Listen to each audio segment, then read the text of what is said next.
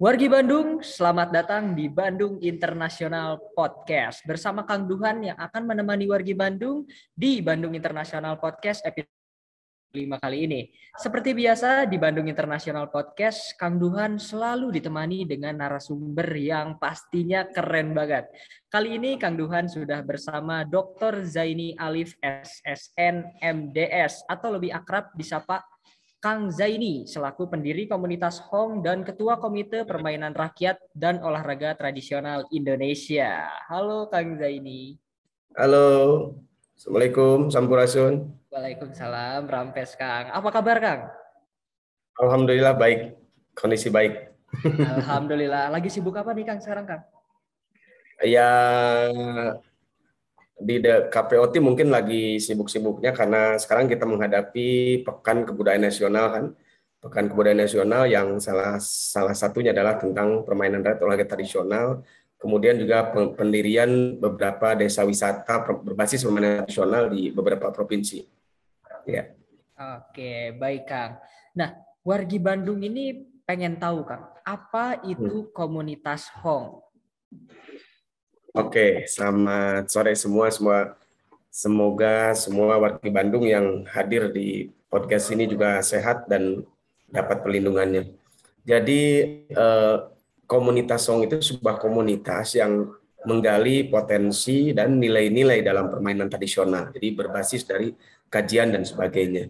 Nah, hari ini terbentuk karena memang dorongan kuat bagi kami, dari kami terutama pada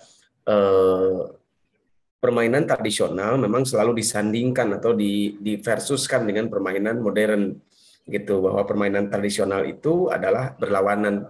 Tetapi sebenarnya kita berkeyakinan bahwa permainan tradisional itu sebenarnya selaras maju bersama permainan-permainan modern.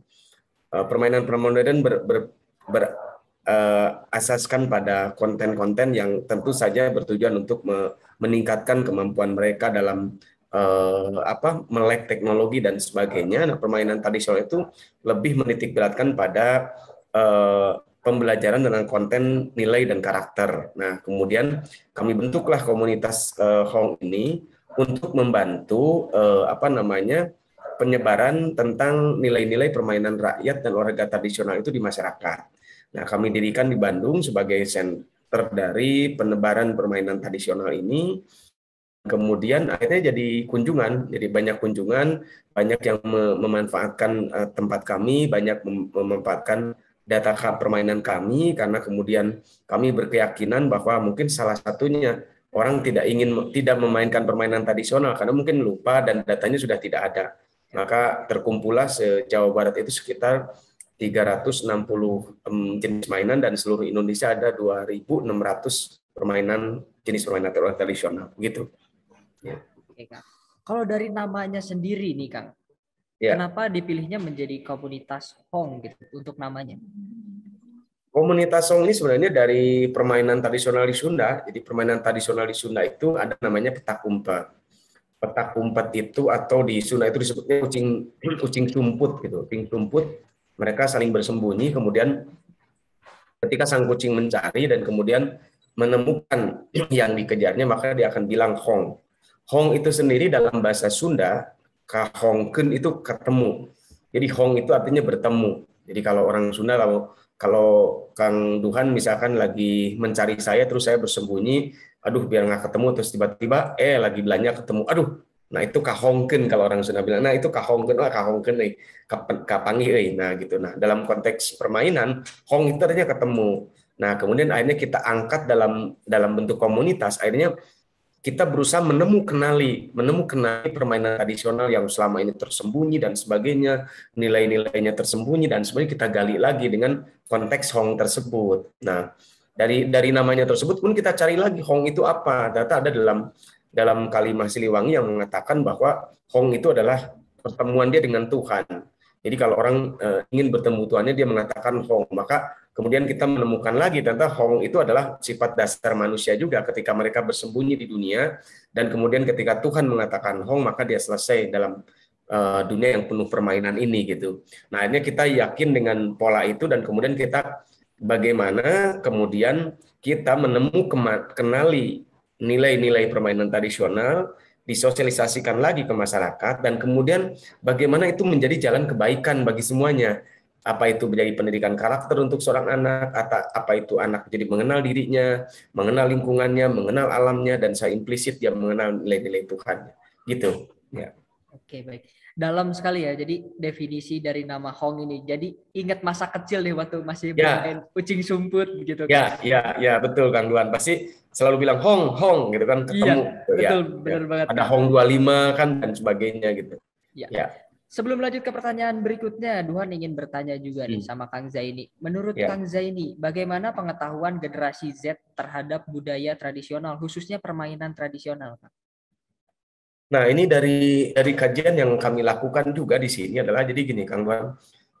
Ketika kita membuka wahana permainan tradisional, kita kan ada 3 permasalahannya. Satu, data. Orang ingin memainkan tapi data tidak ada. Guru ingin mengajak anak-anak bermain tapi lupa katanya. Mainannya gini tapi perasaan lagunya udah lupa pula gitu dan yang lainnya. Kemudian kedua, tempat. Tempat mainnya di mana gitu. Mau di mana ini? Mau di halaman udah nggak ada. Dulu mungkin ada halaman masjid, ada halaman kalau orang Sunda bilang buruan gitu untuk bermain dan sebagainya gitu. Kemudian yang ketiga adalah material. Mau bermain gogolekan, lepas singkongnya harus ke Cimenyan dulu kalau orang Bandung, harus ke Lembang dulu dan sebagainya. Jadi ada material, ada tempat, ada data permainan. Akhirnya kita menyediakan itu, datanya kita siapin. Di komunitas Song sendiri ada museum kecil lah 4x8 meter tapi menampung 2.600 permainan, data permainan. Kemudian kita siapin tempatnya, siapkan tempat anak-anak bermain dan kemudian kita siapin materialnya. Nah, pertama mungkin yang kita takutkan gimana nih generasi Z, anak-anak TK SD sekarang ataupun generasi sekarang yang ingin bermain seperti ini. Ternyata luar biasa, mereka datang dan kemudian bermain. Yang sulit bukan mengajak mereka bermain, tapi menghentikan mereka bermain karena waktunya 2 jam kan, di kita 2 jam atau 2 jam setengah untuk bermain. Tapi begitu 2 jam setengah mereka terus bermain. Nah, ketika kita tanya kenapa bermain, karena mereka menemukan sesuatu yang berbeda dengan yang dia lakukan. Artinya ada satu kebaruan itu, dan kemudian berbeda pula dia bisa berinteraksi dan sebagainya. Nah, itu luar biasa dan akhirnya kemudian kunjungan terus berlanjut kan sampai sekarang. Mungkin kalau sebelum pandemi itu mungkin per minggunya sampai per bulannya bisa 500 orang yang bermain ke tempat kami. Kemudian di masa pandemi ini kita tutup kembali, kita coba rancang ulang kembali kaitan dengan materi-materi yang akan disampaikan. Karena seluruh permainan kan tentu akan bersentuhan, akan berinteraksi secara lebih dan sebagainya dengan anak-anak, maka kita buat konsep-konsepnya. Artinya gini, di generasi Z bukan karena mereka tidak mau bermain permainan tradisional, tapi mereka belum mengenal saja. Begitu masuk dalam area permainan, ya bayangkan saja sekarang permainan Squid Game gitu kan yang ini kan oleh Korea, itu juga kan berasal dari seluruh permainan kita juga kalau dilihat. Saya kemudian mengurutkan dengan Bapak Kemenpar Pariwisata Pak Sandi Uno, ternyata 5 itu permainan tradisional yang kita punya. Nah, mereka ada 5, ada berapa di Korea? Kita ada 2.600 yang bisa dikembangkan oleh anak-anak muda ini sebagai basis dari pengenalan nilai dan budaya kita, tapi dengan konten-konten yang modern gitu. Ya, baik. Ya. Keren juga Pak, 500 orang dalam 1 minggu dalam kondisi normal. Semoga nanti ketika balik lagi normal bisa lebih banyak dari 500. Amin, ya Pak. Amin Kang Tuhan.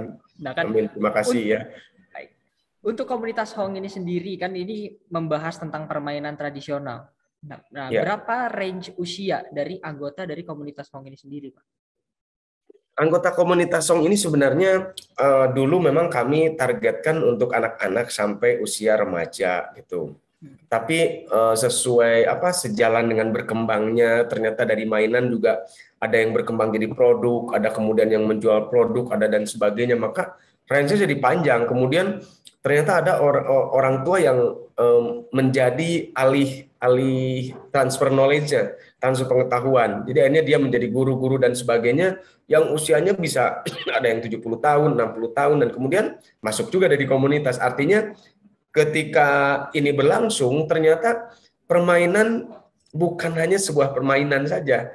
Permainan itu adalah seluruh perangkat yang ada dari mulai orang buatnya, dari mulai orang menanam bahan baku permainannya, ada orang yang mengkajinya, ada anak yang memainkannya, ada orang yang membuat produk mainannya dan sebagainya. Ini jadi sebuah ekosistem yang ada, dan kemudian itu menjadi tim dari apa namanya komunitas itu sendiri, sehingga range usianya 70 tahun ya, sampai di bawahnya mungkin sampai 5 atau 6 tahun gitu yang mulai hadir di tempat kami sebagai anggota komunitas gitu.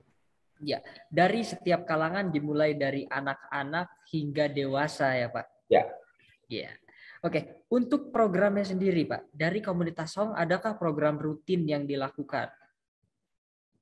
Program rutin sebenarnya lebih ke menebarkan dan sosialisasi. Di Bandung mungkin kita menebarkan coba ke teman-teman yang mempunyai kumpulan anak-anak ya yang suka berkumpul di tempatnya, kita coba menebar, kemudian coba mendirikan satu tempat anak bermain. Nah, saya harapkan begitu. Jadi di tiap sudut di kota-kota Bandung, meskipun tidak ada tempat, tapi kita ajarkan ada mainan loh yang memang tidak membutuhkan tempat luas. Tidak hanya mungkin 1 meter kali 1 meter, tapi anak-anak bisa bermain dan menikmati salah satu fitrah mereka sebagai makhluk bermain gitu. Nah, kemudian coba sosialisasikan di Kota Bandung, kemudian menebar sampai ke seluruh Jawa Barat, kemudian akhirnya sampai ke seluruh Indonesia. Di seluruh Indonesia ya sekarang mungkin di 34 provinsi kami juga ada banyak perwakilan-perwakilan yang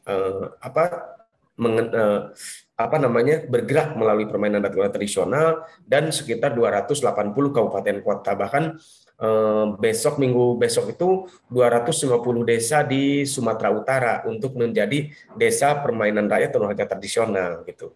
Nah, kemudian di Bandung, di Subang, di mana-mana akhirnya kita menebar itu semua. Jadi lebih ke konten sosialisasi gitu. Karena kita harapannya nggak gini. Harapannya kita tidak menjadi lampu besar yang menerangi seluruh Indonesia. Misalkan kita mendirikan lampu besar di Bandung dan kemudian menerangi seluruh Indonesia. Bayangkan berapa ribu watt, berapa juta watt gitu yang dibutuhkan untuk menerangkan Indonesia. Tapi dibuat lentera-lentera kecil, tapi bisa menerangkan seluruh Indonesia. Di Bandung, untuk menerangi Bandung ini dengan permainan tradisional mungkin dibutuhkan berapa puluh watt lampu, tapi kalau ada di tiap kecamatan yang mendirikan itu, sehingga mereka tidak lentera kecil tapi bisa menerangi seluruh Bandung, juga termasuk di seluruh Indonesia. Jadi konten pertama kami pada sosialisasi apa yang sudah kami kerjakan, kami lakukan, kemudian kita sosialisasikan agar tidak hanya orang Bandung yang hanya bisa menikmati permainan, atau tidak hanya orang di sekitar saya di rumah di Dago Pakar aja, tidak hanya orang Bandung saja, tidak hanya orang Jawa saja, tapi seluruh Indonesia bisa menikmati dari seluruh permainan tradisional yang ada di Indonesia. Gitu. Ya. Baik, Pak. Jadi sosialisasi yang dilakukan untuk mengajak masyarakat Bandung atau mungkin umumnya satu Indonesia untuk kembali memainkan lagi permainan tradisional. Nah, adakah trik-trik tersendiri, Pak, supaya mungkin lebih banyak anak-anaknya yang tertarik? Nah, untuk menarik anak-anak itu seperti apa yang dilakukan, Pak? Nah, jadi memang kekhawatiran kita sebagai generasi lama gitu kan, ini anak-anak pada suka nggak ya? Sekarang kan udah musimnya gadget, udah musimnya ini, anak-anak pasti jauh lebih suka. Kita selalu berasumsi seperti itu. Nah, tetapi ketika kita mengajak mereka bermain, ketika kita mengenalkan permainan, tentu kita mengajak tidak secara langsung, tapi berbasiskan nilai-nilai yang setara dengan kekinian gitu.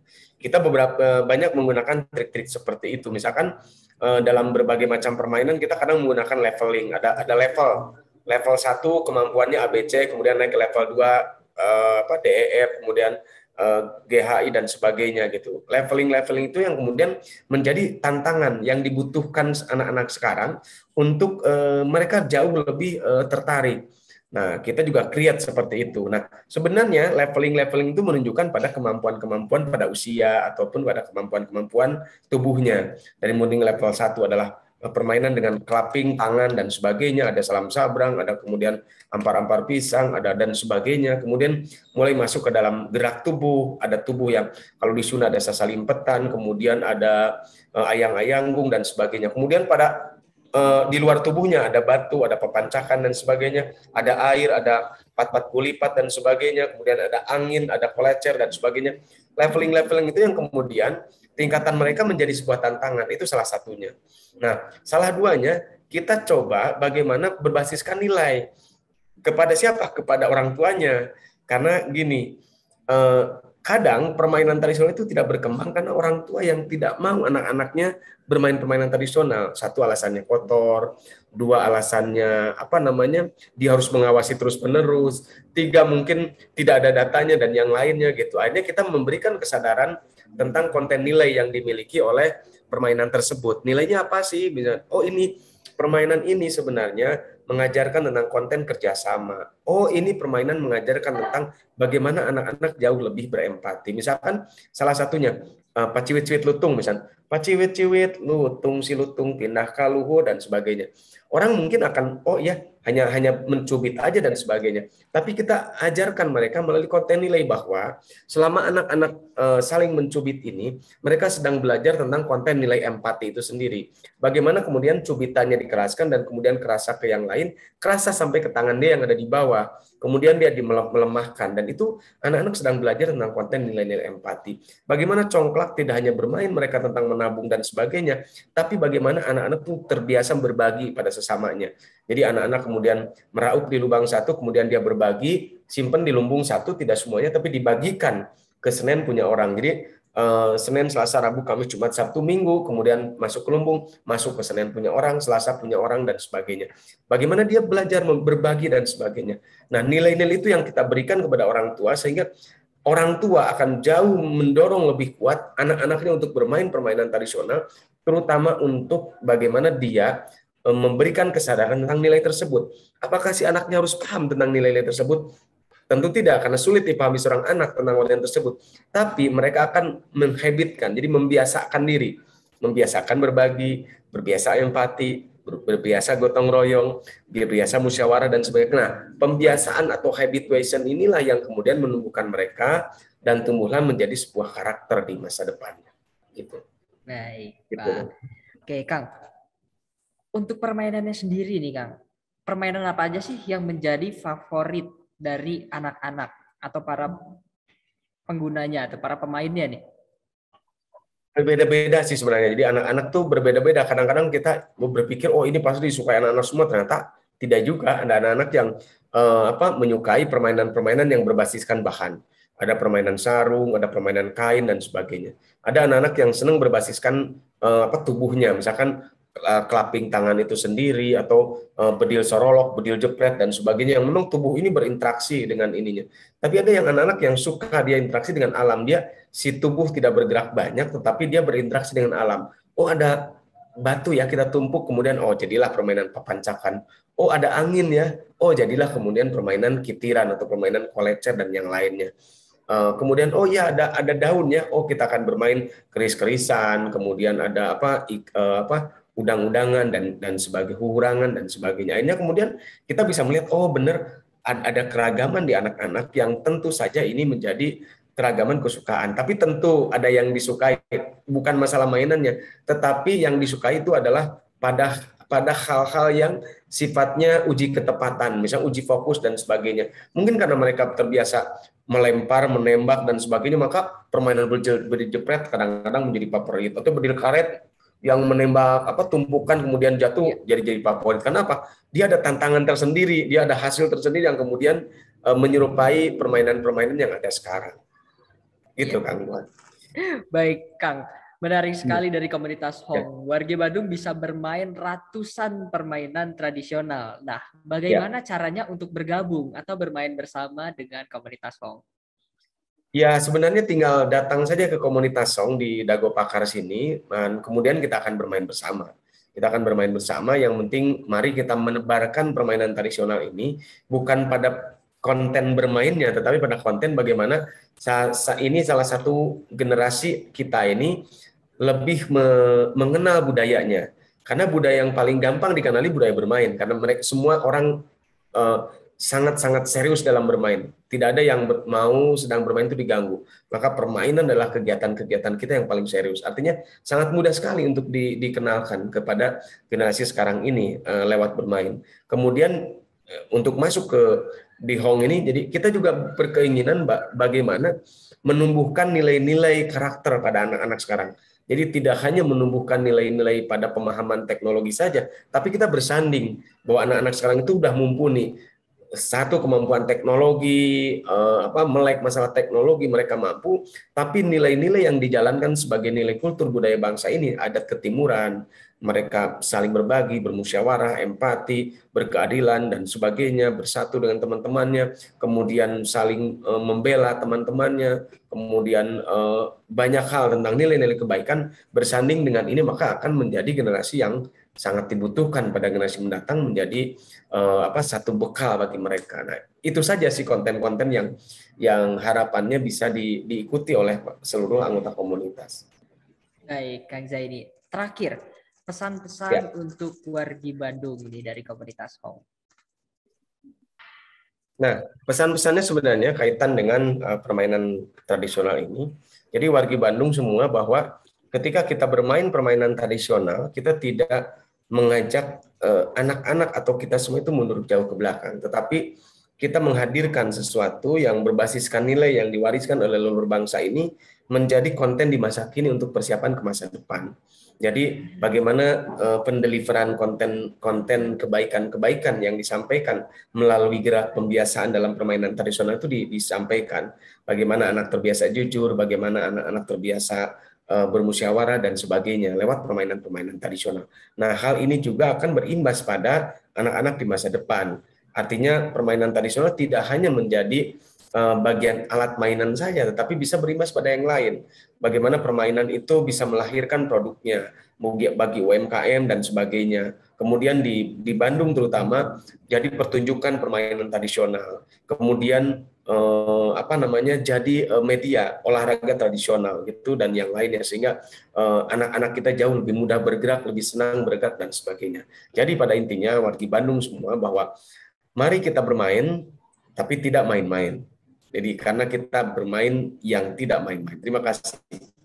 Terima kasih banyak Kang Zaini sudah mau berbagi dengan kami dan wargi Bandung nih tentang apa itu komunitas Hong, apa saja programnya, permainan yang dimainkannya apa saja, hingga tadi terakhir ada pesan-pesan bagi wargi Bandung. Sekali lagi Duhan mau mengucapkan terima kasih banyak-banyaknya untuk Kang Zaini. Terima kasih Kang. Oke. Ya, sama-sama. Bagi wargi Bandung yang memiliki komunitas atau prestasi dapat menghubungi kami di akun Instagram bandung.go.id untuk nantinya akan kami ajak berbincang pada Bandung International Podcast selanjutnya. Dan tidak lupa Kang Duhan juga mau ngingetin ke wargi Bandung untuk tetap menjaga protokol kesehatan 6M dan juga mengikuti seluruh sosial media dari bandung.go.id. Tentunya juga sosial media dari komunitas Hong ya Kang Zaini. Mungkin bisa disebutkan sosial medianya apa? Kalau sosial media di IG-nya mungkin komunitas Song aja. Komunitas Song, @komunitas Song ada. Kemudian kalau saya @zaini Alip juga kalau memang ingin bertanya dan sebagainya ke @zaini Alip dan @komunitas Song. Baik. Sekian wargi Bandung, Kang Duhan pamit. Sampai bertemu di Bandung International Podcast episode selanjutnya.